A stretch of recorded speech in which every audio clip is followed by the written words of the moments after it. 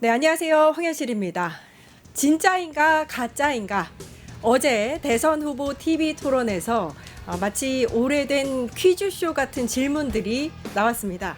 적대감과 갈라치기를 넘나들던 질문들. 진짜 총각인가 가짜 총각인가? 진짜 검사인가 가짜 검사인가?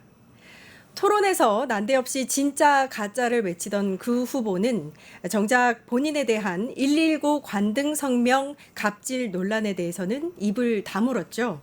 색깔론도 꺼냈습니다. 모 전 의원이 북한을 옹호하고 대한민국을 전복하려 한다, 이렇게 말하기도 했습니다. 빨간색 스티커를 아무데나 붙이는 낡은 전술을 21세기 토론회에서 볼 줄이야. 우리가 진짜 보고 싶은 진짜는 말 잘하는 사람도, 욕 잘하는 사람도, 욕 잘 먹는 사람도 아닙니다. 논쟁이 아니라 방향을 제시하는 대한민국의 진짜 지도자입니다. 그런데 후보님들, 그거 아십니까? 어제 TV 토론의 진짜 주제는 사회 갈등 극복과 통합 방안이었습니다. 5월 24일 끝장 뉴스 시작합니다.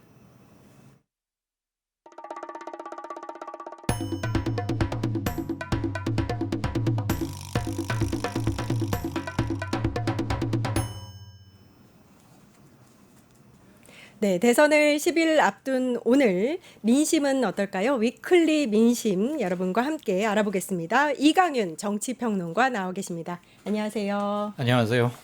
네, 오늘 이제 D-Day 10일이고, 그죠? 그러면 내일 지나고 월요일 되면 8일, 그 다음 날이면 이제 딱 일주일 남는 날, 네. 다음 주 목요일, 금요일에 사전 투표가 있습니다. 그렇죠. 얼마 남지 않았네요. 원래 뭐 받아놓은 날은 굉장히 빨리 간다고 하는데 이번 선거 일정 워낙 촉박해서 더 빠른 것 같아요. 네, 그럼 첫 번째 주제로 가보도록 하겠습니다. 여론조사가 왜 이래가 첫 번째 주제입니다.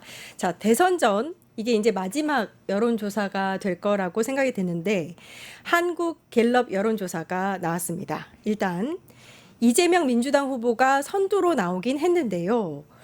지지율이 일단 일주일 사이에 6%포인트 떨어진 45%, 김문수 후보는 7%포인트 떨어진 오른 36% 이렇게 나왔습니다. 어떻게 분석하세요?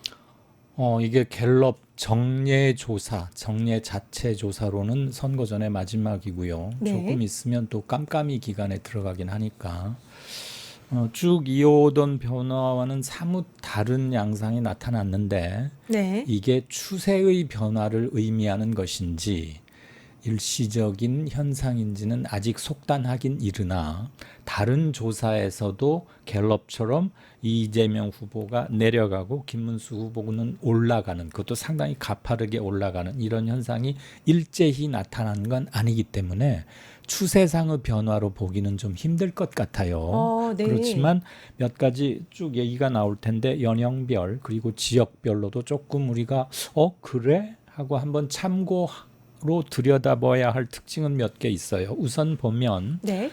대선 후보 지지율, 존칭, 직함 같은 거 생략하고 이름만 말합니다. 네. 이재명 지난주 51이었는데 요번에 45, 6%포인트 떨어졌죠. 예. 김문수 지난주 29에서 이번에 36, 이준석 지난주 8에서 이번에 10%로 2%포인트 늘었습니다.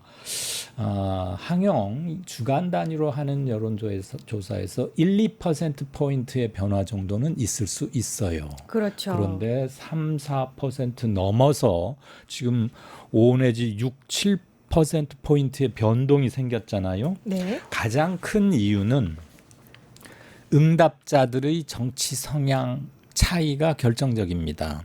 요번에 갤럽의 로 데이터를 보면 1,008명인가 아마 그럴 텐데 1,002명입니다. 1,002명. 예. 그중에 나는 보수요라고 말한 사람이 349명입니다. 그런데 지난주에는 이 숫자가 296명이었거든요. 아, 그러니까 네. 50명 이상 늘어난 거예요. 나는 내 정치 성향은 보수라고 말하는 사람들, 즉 답변에서 그 사람들의 부분이 늘어났기 때문에 김문수 후보에 대한 지지가 늘어나리라는 것은 뭐 우리가 쉽게 예측할 수 있는 것이고, 반면에 나는 진보요, 나의 정치 성향은 진보라고 답한 사람이 이번에 234명, 그러니까 23.4%쯤 되는 거죠. 네. 상당히 낮은 편인데 지난주에는 이 숫자가 296명이었어요. 예. 그러니까 29.6%에서 23.4%로 급격하게 낮아진 겁니다. 중도는 지난주에 327명 응답자 분포였는데 이번에 지난주 296명에서 이번 주에는 327명으로 약 30여 명 늘었어요. 예. 이 중에는 김문수 지지자도 있고 물론 이재명 지지자도 있지요. 그러면 왜 이렇게 진보 성향 응답자의 응답 비율이 줄었을까? 한 주 사이에 그 사람들이 다 어디로 이민 가거나 없어진 건 아닐 거 아니에요. 네. 아마도 대선 결과는 대충 뭐 민주당 후보 쪽으로 승세가 거의 확실하기 때문에 네. 조금 응답 욕구랄까 이런 게 조금 줄었을 수 있고요. 네. 보수층에서 마지막에 위기의식 같은 게 다시 한번 강하게 작용해서 TK나 특히 PK 지역 같은 데를 중심으로 안 되겠다. 지금 뭐라도 좀 뭉쳐야 하는 거 아니야? 단일화도 좀 해봐야 하는 거 아니야? 이런 생각들이 많이 퍼졌을 수 있죠. 그래서 이것이 응답 욕구로 발현이 되면 평소보다 응답을 많이 하는 겁니다. 국에 소금이 조금 더 많이 들어가면 짜지는 거 당연하고요. 소금이 평소보다 적게 넣으면 싱거운 거 마찬가지죠. 소금에 비유해서 간에 맞추는 것에 비유해서 말씀해 주셨는데 이제 보수가 좀 과표집됐다 이렇게 볼 수 있다는 말씀이시잖아요. 그렇죠.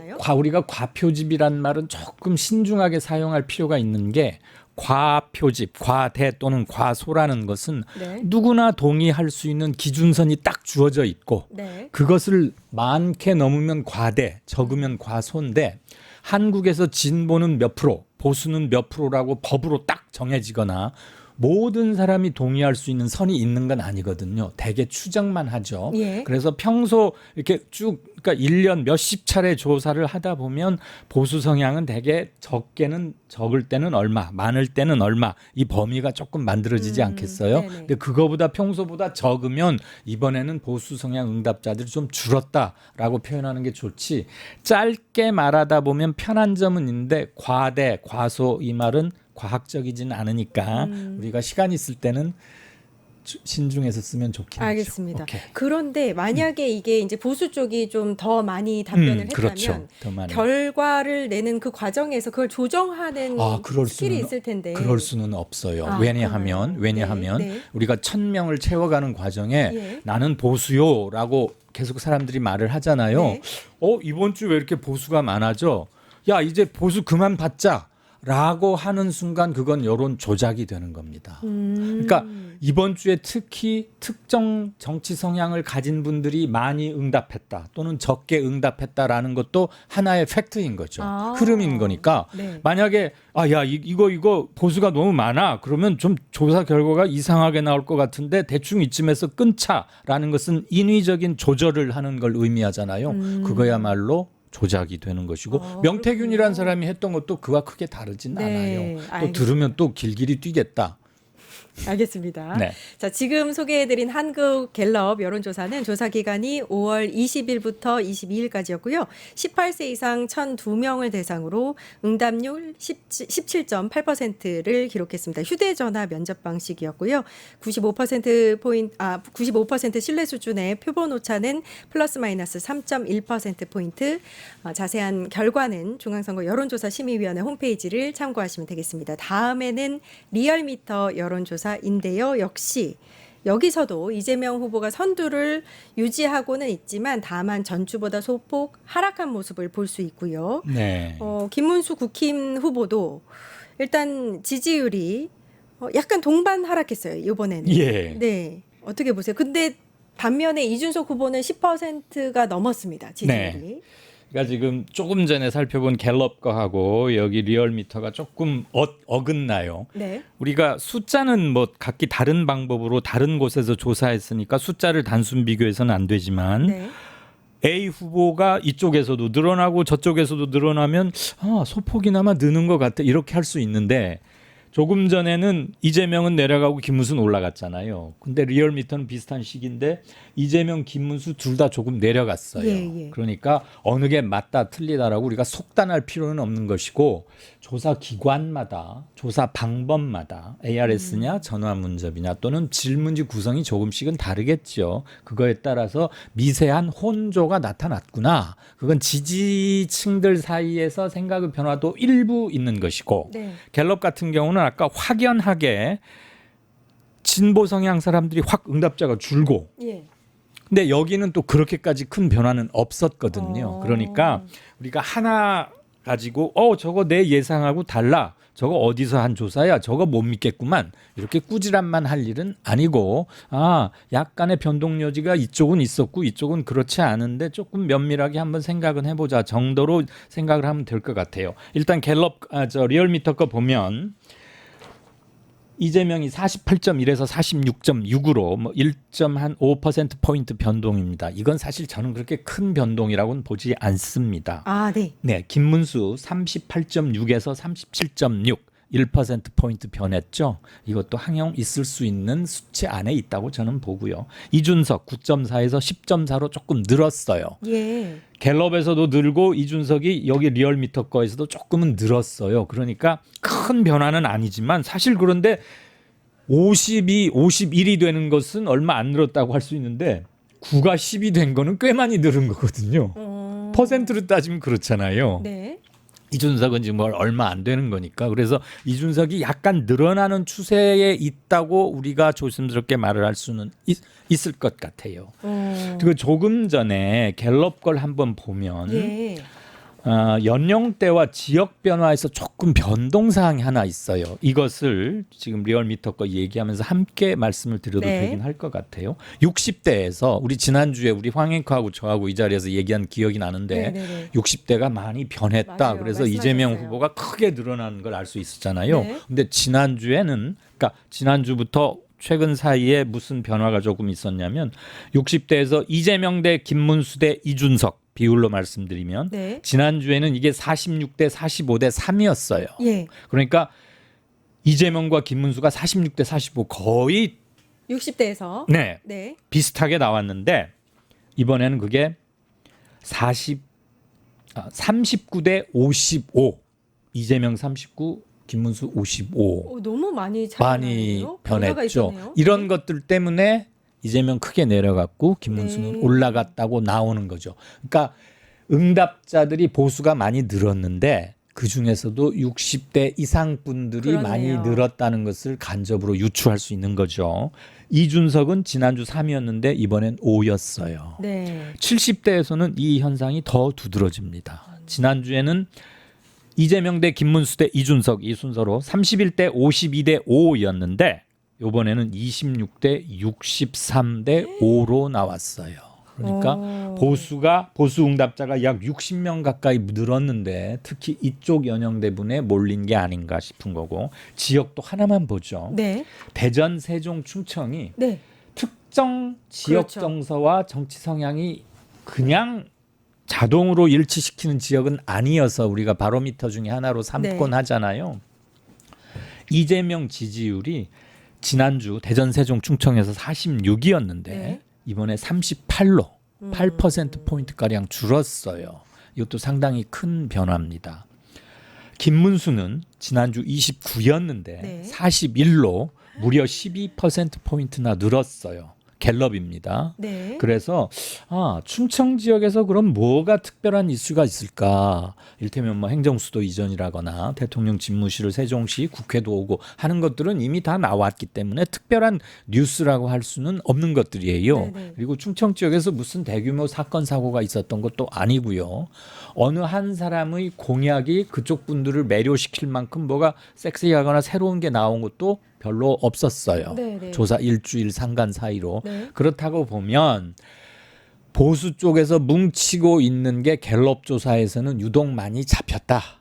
우리는 이제 그걸 과표집이라고 표현을 네. 하기도 하지만 네. 저도 그 표현을 뭐 자체를 접고 들으면 되는 것이니까 네. 그래서 투표일이 임박할수록 어느 그룹에서는 약간의 변화가 있다는 것쯤은 염두에 두어야 되겠다. 그러면은 각 당의 선거를 준비하는 팀에서는 나름대로 또 다른 포착기관이나 각자의 조직, 지역 조직 이런 걸 통해서 정보를 또 수집하거나 취득할 수 있겠죠. 그래서 뭔가를 조정하거나 그런 작업들은 할 겁니다. 설명이 너무 자세하게 좀 해주시니까 길었나요? 아니요, 제가 지루했나요? 이해가 딱 되는 게 네네. 이게 이제 선두를 달리고 있는 이재명 후보가 50% 넘을 만큼 굉장한 지지율을 보이다가 네. 보수층이 이 지지율 때문에 결집을 했다라고도 볼 수 있는 결과네요. 그렇죠. 그 점이 하나 있고 진보 성향 지지자 또는 민주당이나 이재명 지지자 중에 한 달 넘게 계속 앞서니까 네, 사실 네, 네. 이건 계엄 대선이기 때문에 네. 보수나 국힘 후보가 이길이라는 것은 상상할 수 없는 일이고요. 네. 다만 그 굉장히 낮다가 조금 올라오는 현상은 있을 수 있겠죠. 우리가 매번 몇십 년간 선거를 치르다 보면 결국 아직까지는 진영의 끌어들이는 흡인 효과가 강하기 때문에 네. 아직까지는. 네. 그래서 결국은 투표율에 임박할수록 양쪽으로 수렴하는 현상이 있긴 있었지만 달리 평상시가 아니고 지금 계엄 내란이라는 듣도 보도 상상도 못한 일 끝에 치러지는 조기 대선이어서 대선이죠 또. 원사이드하게 끝날 가능성이 높았다고 하는 것들이 민주당이나 이재명 후보 지지자들 사이에서는 뭐 이제 대충 된 거 아니야. 집권하고 새 정부가 잘 해나가기를 바라야지 해서 응답에 조금 소홀한 것일 수도 있었겠죠. 이건 추정입니다. 네. 알겠습니다. 일단은 이번 조기 대선에 대한 정의가 굉장히 중요한 것 같은데 내란 대세는 정식. 바뀌지 그쵸. 않을 것이다. 네, 내란 그다음에 정식이다. 우리 그런 말 있잖아요. 제비 한 마리가 봄을 가르쳐 주지는 않는다 하는 것처럼 네네. 갤럽이 쭉 나오다가 요번 한 주에서 약간 변화가 생겼는데 네. 이거 가지고 이거 추세가 꺾였네. 이재명 이제 내리막이구만. 그렇게 김문수는 볼 수는 막 없다. 성큼성큼 올라가는 거야. 이렇게 단정하기에는 처음 변화일 뿐더러 여타 여론조사 기관의 조사에서도 그게 일률적으로 나타나면 뭐지? 왜 그렇게 갑자기 일주일 만에 변하지? 네. 그런데 사실 그런 일은 매우 드물거든요. 그래서 그런 건 아니기 때문에 다만 뭉치는 강도나 결속의 속도 이런 거에서는 보수 쪽 사람들도 뭔가 위기의식을 확실히 느끼고 변화를 취하고 있는 건 있구나. 근데 이제 이게 뭐가 관련이 되냐면 어제 TV 토론에서도 그 얘기가 나왔지만 이재명 후보와 이준석 후보 사이에 오갔잖아요. 네. 단일화 문제. 아. 그래서 김문수와 이준석을 합친 지지율 퍼센트 합이 이재명보다 만약에 월등히 높아버린다고 칩시다. 예를 들어서. 그러면 보수권 사람들이 압력이 대단할 거 아니에요. 네. 야, 니들 둘이 합쳐.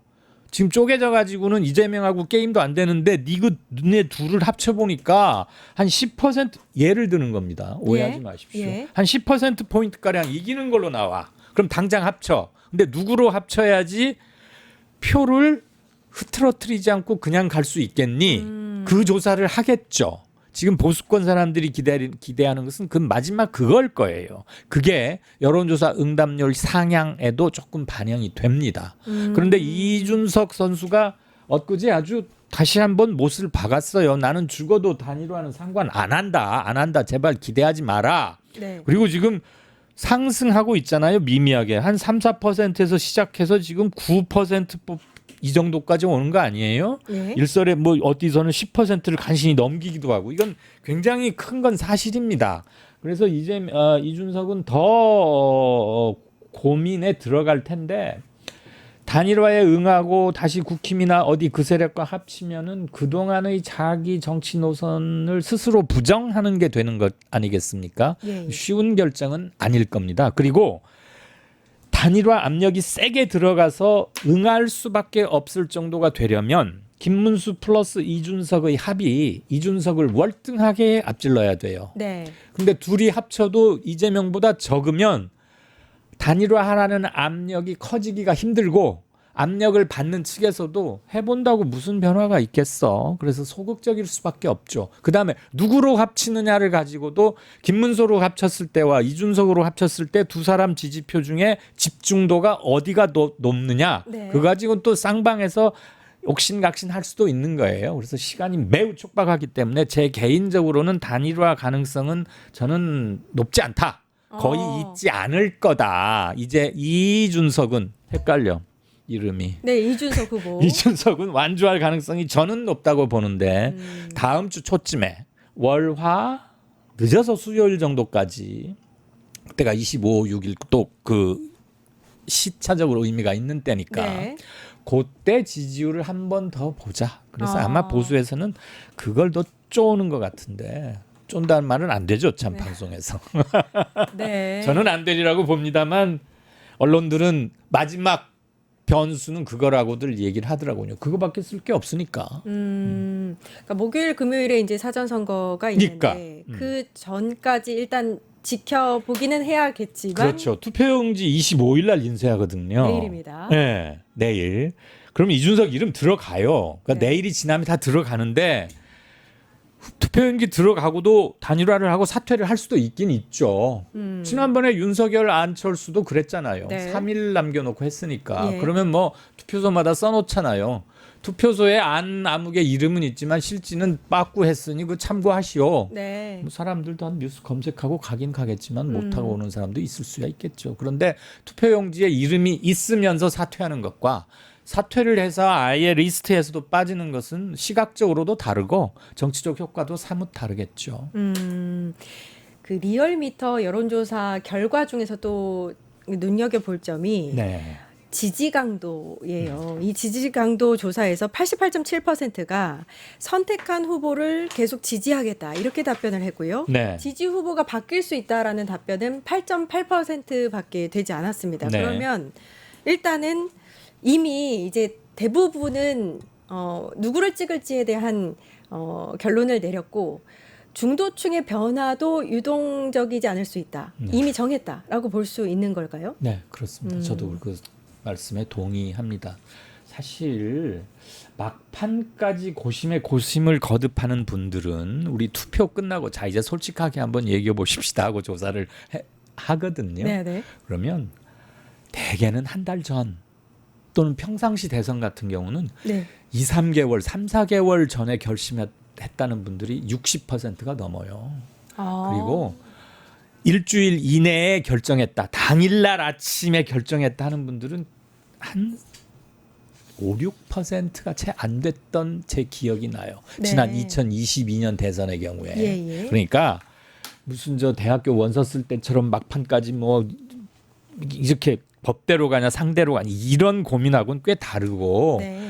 정말로 A 후보, B 후보, C 후보를 놓고 고심의 고민 참담을 거듭해서 신중하게 선택하는 분들은 아주 적은데 양측이 팽팽하게 1% 이내로 초접전을 벌일 때나 그분들의 결정이 좀 영향을 미치는 것이지 비교적 여유 있게 1, 2위가 표차가 나 있는 상황이라면 고민 참담 끝에 고르시는 분들의 정치적 숙고나 이런 건 참 민주적이고 높이 평가해야 할 일일지는 네. 모르겠습니다만 네. 당락의 결과는 그렇게 크게 미치지는 않는다. 네. 이번에 간접적으로 볼 수 있는 것도 나 선택한 후보 안 바꾸겠다는 게 지금 88.7, 89% 아닙니까? 그렇죠. 그럼 약 90%라고 우리가 계산하기 좋게 치자고요. 네. 10명 중에 9명은 안 바꾼다는 얘기예요. 그럼 1명 바꾼다는 얘기인데 10명으로 하면 그 무려 10%나 되지만 지금 바꿀 수 있다라는 건 8.8%였는데 민주당 지지하던 사람이 국힘으로 갈 정도로 대폭적인 변화는 아니기 쉬워요. 그 마지막 남아 있는 변수가 그러니까 네. 뭐 당락을 결정할 만큼 큰 변수라고 하면 일단은 단일화 그렇죠. 변수가 될 수 네, 있을 것 역시 같은데 그거밖에 없습니다. 이 조사는 한국갤럽 여론조사를 한번 살펴봤으면 좋겠는데요. 삼자 대결이 아니라 양자 대결로 한번 봤을 때 네. 결과가 어떻게 나오느냐를 보면 김문수 후보로 단일화를 했을 때는 이재명 후보 51%, 김문수 후보 41%, 이준석 후보로 단일화했을 땐 이재명 후보 50%, 이준석 후보 38% 이렇게 나오거든요. 예. 그러면 많이 차이가 나지 않는다라고도 볼 수 있고 어떻게 보면 이준석 후보 입장에서는 그렇죠. 어떻게 그래요. 보면 본인으로 단일화하는 데에 어떤 근거로 사용할 수도 있겠고 네, 그럴 명분으로. 수도 있는데 우리 그동안의 대선을 보면 예. 노무현 대통령이 됐을 때 이래로 그때부터 쭉 해서 네. 보수와 이른바 진보 후보들 사이에 3%포인트 차이가 난 적이 없어요. 이명박 후보가 정동영 후보를 크게 이겼을 때 빼고는 나머지 대선은 다 0.7%포인트에서 2.45%포인트 차이, 3% 이내에서 다 결정이 됐다는 얘기거든요. 네. 박근혜 문재인 때도 그랬고 노무현 이회창 그때도 그랬고 쭉 그랬어요. 예. 그런데 지금 요번 여론조사를 보면 이게 곧 선거에서의 득표율로 우리가 단순 치환하지는 않지만 10%포인트 이상의 차이가 나타나고 있는 거 아닙니까? 예. 그리고 1위 후보가 독자로 50을 넘는 것으로 나와요. 이게. 네. 여기는 모름 무응답이 있고 실제 투표에서는 기권이 있기 때문에 이것들을 다 빼고 통계적으로 분류를 하면 조금 늘어날 소지가 있는데 이 정도 차이가 난다는 얘기는 역대 어느 대선보다도 큰 차이를 우리가 쉽게 예측할 수 있습니다. 다만 엊그제 나온 23일 나온 갤럽치가 약간 줄고 김문수 후보는 좀 늘었기 때문에 앞으로 열흘 정도 사이에 보수가 강력하게 뭉치고 이재명 후보가 실언에 실언을 거듭하고 민주당 무슨 공약이나 방침이나 새 정부에서 뭐 하겠다는 게 전 국민적인 반발을 초래한다면 네. 일부 집단이나 지역의 반발이 아니고 전 연령대별 전 지역별로 일심동체해서 저건 안 돼 하는 굉장히 강력한 반발이 일어나는 게 아니라면 이른바 대세가 바뀔 정도가 아니라면 네. 저는 크게 변동되기는 힘든 것 아닌가라고 보는 거죠. 그리고 또 하나 지금 누구로 단일화가 되든 이재명은 50 내지 51이고 저쪽은 40 전후잖아요. 예. 그런데 이준석으로 단일화했을 경우는 보수가 흩어지는 율이 더 적다는 거 아닙니까? 네. 김문수로 단일화하면 이준석 지지자 중에 반가량은 투표를 안 해버리거나 이재명을 찍거나 그러니까요. 김문수한테 가거나 그런다는 거예요. 반 정도가량은 놓친다는 얘기예요. 그런데 네. 이준석으로 단일화되면 70, 80% 김문수 지지자의 약 70%가량이 이준석한테 가요. 그럼 보수 전체로 보면은 이준석으로 단일화하는 게 표가 좀 늘어난 거 아니겠어요? 네, 지금 관련 여론조사 결과가 나오고 있는데요. 네. 만약에 김문수로 단일화했을 때 이준석 지지자들이 표심이 어디로 이동하느냐, 이준석으로 단일화했을 때 김문수 지지자들이 어디로 이동하느냐, 이 결과가 각각 이렇게 나왔습니다. 한번 화면 보여주시면 이준석으로 단일화를 했을 때 김문수 지지자들은 7%만 이재명 지지자한테 가고 나머지가 이제 71%가 그대로 네. 김문수 지지자들로 표심이 이동하다 이렇게 나왔고요. 20일은 의사 표현을 안 했거나 아마 네. 저분들은 투표를 포기할 가능성이 높은 거죠. 그렇군요. 그러니까 이준석으로 네. 합치면 김문수 지지자들 10명 중에 7명은 그냥 이준석을 찍겠다는 거예요. 근데 다른 자료를 하나 보면 네, 김문수로 단일화했을 때. 김문수로 단일화할 때를 보면 나는 이준석 지지자들 중에 나는 김문수 찍겠다는 사람이 44밖에 안 돼요. 네. 반이 채 안 되는 거예요. 이거는 이준석 후보에게 유리한. 그런 건데 네. 사람 심리라는 게 지금 김문수가 이준석보다는 월등히 높게 나오니까 이걸 가지고 이준석이 김문수 형님 이번에는 형님이 양보하셔야 됩니다. 그러면 김문수가 이 사람아 이게 말이 되나 내가 자네보다 높은데 그러지 않겠어요? 많이 차이가 나니까 일단 알겠습니다. 이게 딜레마죠. 네, 딜레마가 될 수 있다. 네. 네, 여러 가지 여론조사 거의 이제 마지막이 될 수 있는.